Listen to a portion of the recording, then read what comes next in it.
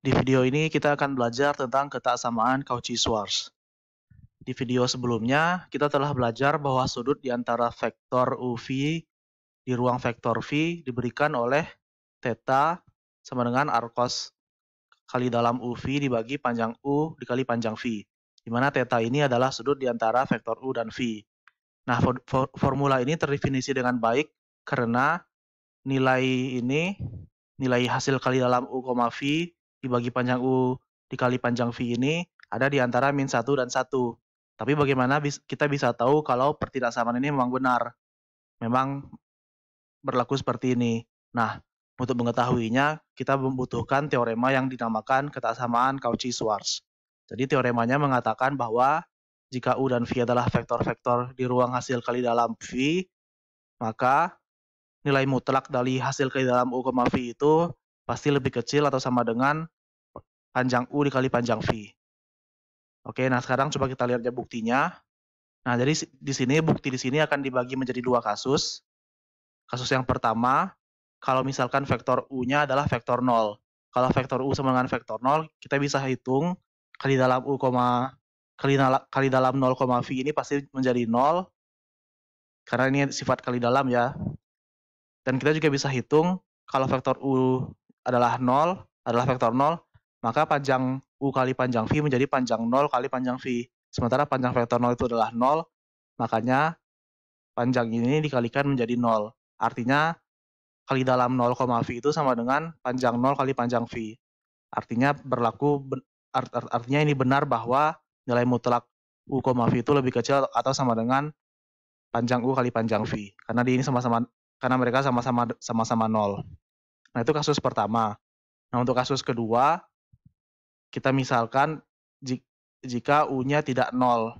Nah, sebenarnya ada kasus ketiga. Kasus ketiganya adalah jika V-nya tidak 0. Tapi itu cara buktinya sama dengan kasus kedua ini, jadi tidak akan dibahas. Jadi ini bisa menggeneralisir sekalian ya. Jadi tanpa mengurangi keumuman, kita bisa menyebutkan U-nya bukanlah vektor 0. Nah, kalau U bukan vektor 0, hanya sebagai notasi aja untuk membantu, kita tulis hasil kali dalam U, U itu adalah A, hasil kali dalam U, V adalah B, dan hasil kali dalam V, V adalah C. Ini untuk notasi aja. Nah, sekarang misalkan kita punya suatu skalar T bilangan real. Nah, berdasarkan sifat positivitas dari kali dalam, kita bisa hitung kali dalam TU tambah V, TU tambah V. Nah, karena dia ini karena mereka merupakan kali dalam, pasti hasil kali dalamnya ini kali dalam vektor yang sama kan. Jadi ini misalkan ini vektor W, ini kan vektor W juga. Karena dia vektor yang sama, pasti hasil kali dalamnya positif. Itu adalah berdasarkan sifat positivitas. Oke. Tapi kita juga bisa membongkar kali dalam ini gitu. Jadi ini bisa kita distribusikan TU dan V-nya, kemudian ya distribusikan semuanya pakai sifat-sifat kali dalam, kita akan dapatkan kali dalam vektor ini sama dengan U, T kuadrat ditambah 2 kali U, VT ditambah V, V.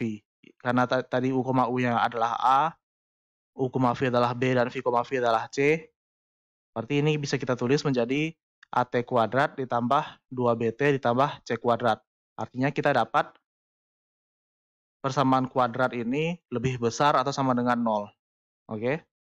Nah, artinya karena kita dapat polinom ini adalah fungsi kontinu, ini kan polinom ya, jadi dia fungsi kontinu, dan dia selalu lebih besar atau sama dengan 0, karena dari perhitungan kita udah kita dapatkan, maka polinom ini pasti selalu berada di atas sumbu X. Artinya apa? Kalau dia selalu berada di atas sumbu X, artinya kalau misalkan kita gambarkan kira-kira ini koordinat, polinomnya pasti di sini. Kemungkinan satunya seperti itu, atau kemungkinan lainnya bisa jadi polinomnya menyentuh sumbu X seperti ini gitu. Tidak mungkin ada polinomnya yang seperti ini, karena kalau seperti ini ada bagian polinom yang di bawah sumbu X. Jadi tidak mungkin, karena polinomnya selalu positif. Oke, artinya apa? Artinya kalau polinomnya cuman yang kasus seperti ini atau kasusnya hanya seperti ini, itu artinya akar dari persamaan polinom ini akarnya paling banyak 1. Jadi dia tidak punya akar atau punya akar. Oke? Artinya apa? Artinya diskriminannya harus lebih kecil atau sama dengan 0. Makanya di sini kita bisa dapat diskriminan ini lebih kecil sama dengan 0. Ingat diskriminan itu rumus diskriminan adalah 4. Rumus diskriminan adalah B kuadrat min 4AC, di mana di sini B-nya itu menjadi 2B. Makanya di sini jadi 4B kuadrat min 4AC, AC-nya sama. Oke? Nah, tapi tadi ingat B, A, dan C kita adalah kali dalam, sehingga kita dapat persamaan ini. Terus ini pindah ruas. Ini pindah ruas yang semua ini, terus kita bagi dengan 4. Artinya kita dapat kali dalam U, V kuadrat lebih kecil dari panjang U kuadrat, panjang V kuadrat. Ingat di sini ini panjang U, dan ini panjang V, tapi dikuadratin. Oke? Nah, artinya persamaan ini sama saja artinya dengan pertidaksamaan yang ini gitu. Ini sama aja artinya.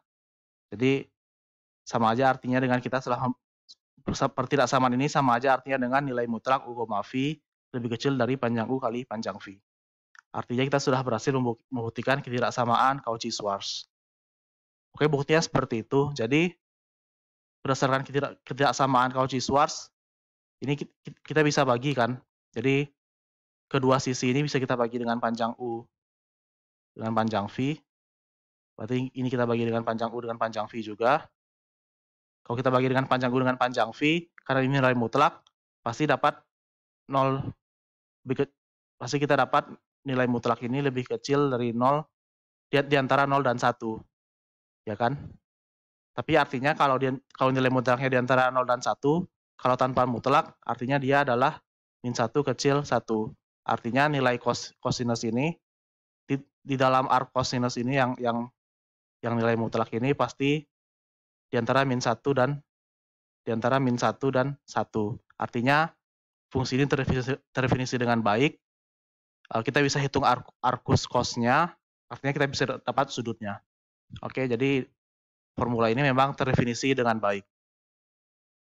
Nah, sekarang coba kita lihat contoh soal. Jadi di sini misalkan kita punya matriks, misalkan di sini ruang matriks ya. Kita punya ruang matriks M2 kali 2 dilengkapi dengan hasil kali dalam standar. Nah, periksa kebenaran ketaksamaan Cauchy-Schwarz pada matriks AB berikut. Jadi di sini hanya suruh ngitung aja. Kita mau ngecek apakah benar kali dalam A, B ini lebih kecil dari panjang A, panjang B. Ini harusnya ada mutlaknya. Oke, nah di sini tinggal kita hitung aja. Hasil kali dalam AB-nya ini menggunakan kali dalam standar kita dapat 0.